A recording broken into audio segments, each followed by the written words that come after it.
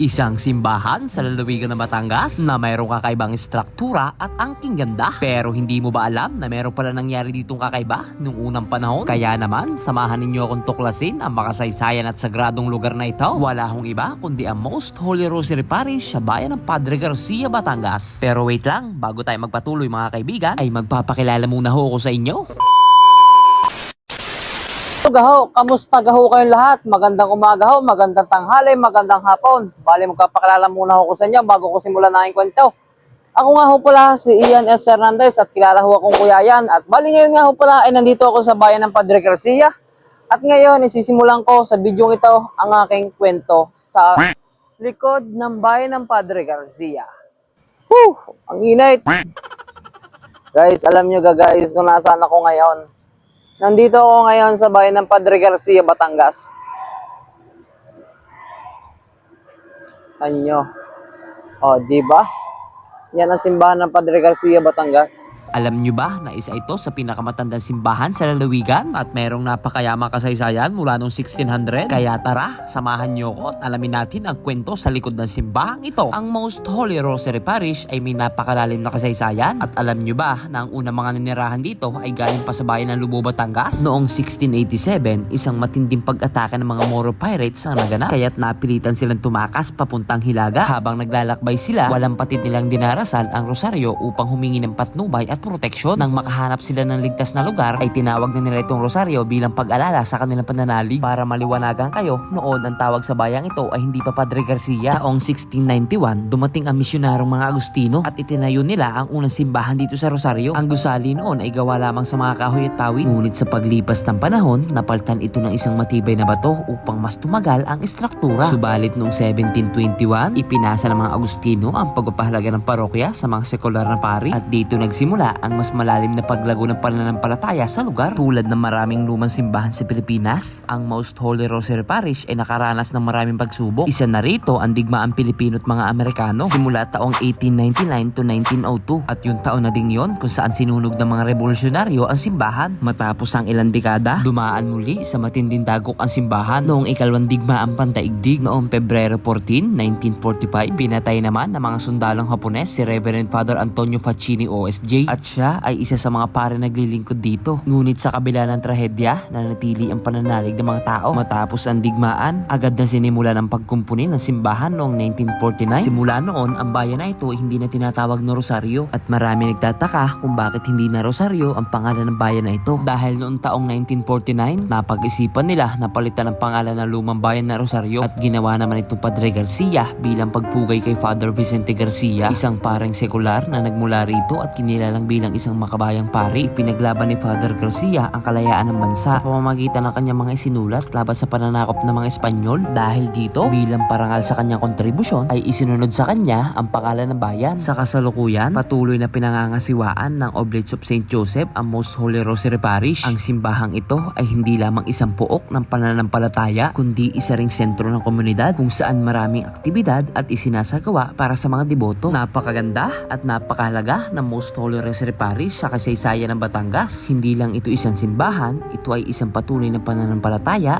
katatagan at kasaysayan ng mga ating ninuno. Kaya naman, kung nagustuhan ninyo itong episode na ito, ay huwag nating kalimutan i-like, i-share at mag-subscribe para mas marami pang kwento tungkol sa ating mga kasaysayang lugar. So yun nga ho, sana naman ho ay meron kayo natutunan sa aking kwento. At sadya naman ho, hindi nyo akalain sa likod ng simbahan na ito ay merong mga kabuluhan na nangyari nung unang panahon.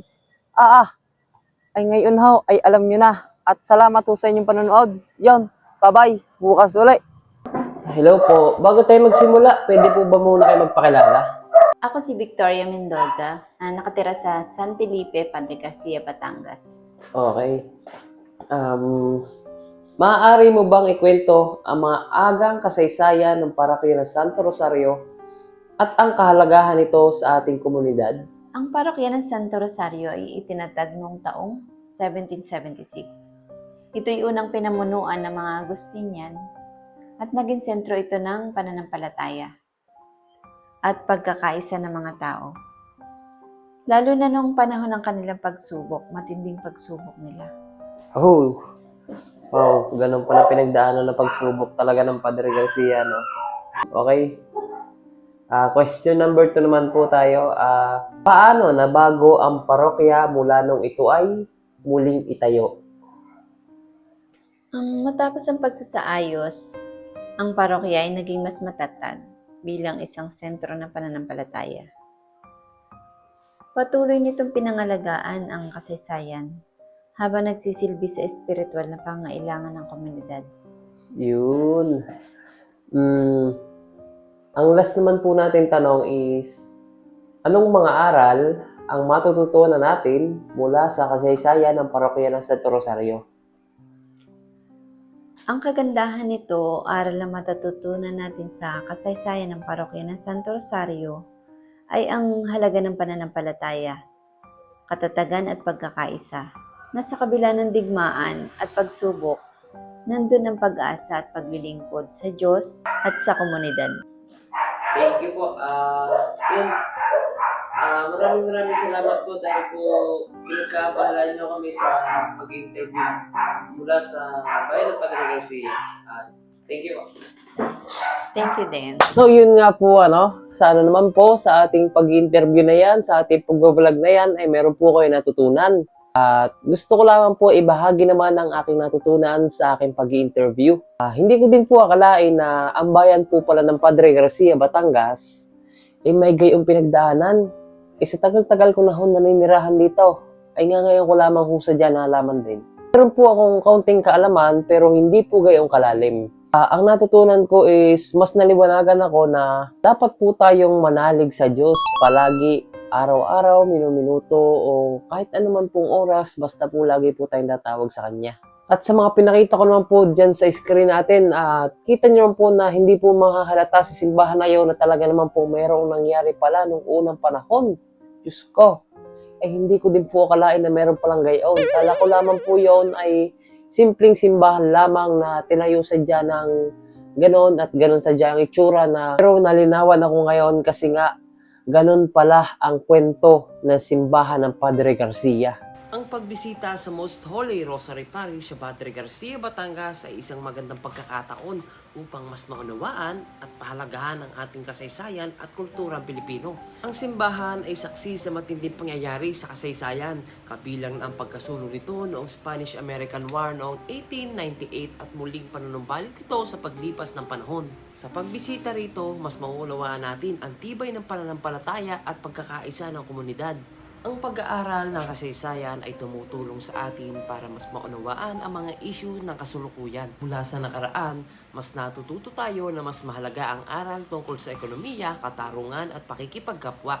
Nakakatulong din ito upang mas masuri natin ang mga pangyayari, makita ang iba't ibang pananaw at magamit ang mga natutunan para sa mas maayos na kinabukasan. Sa ganitong paraan, mas napapalakas natin ang ating pambansang pananagutan bilang isang mamamayan at pagmamahal sa bayan. Sana naman ay nagustuhan nyo ang aking kwento. At sana naman ay natuwa kayo, kaya naman huwag nyo kakalimutan mag-follow, like, and share, and subscribe sa aking channel.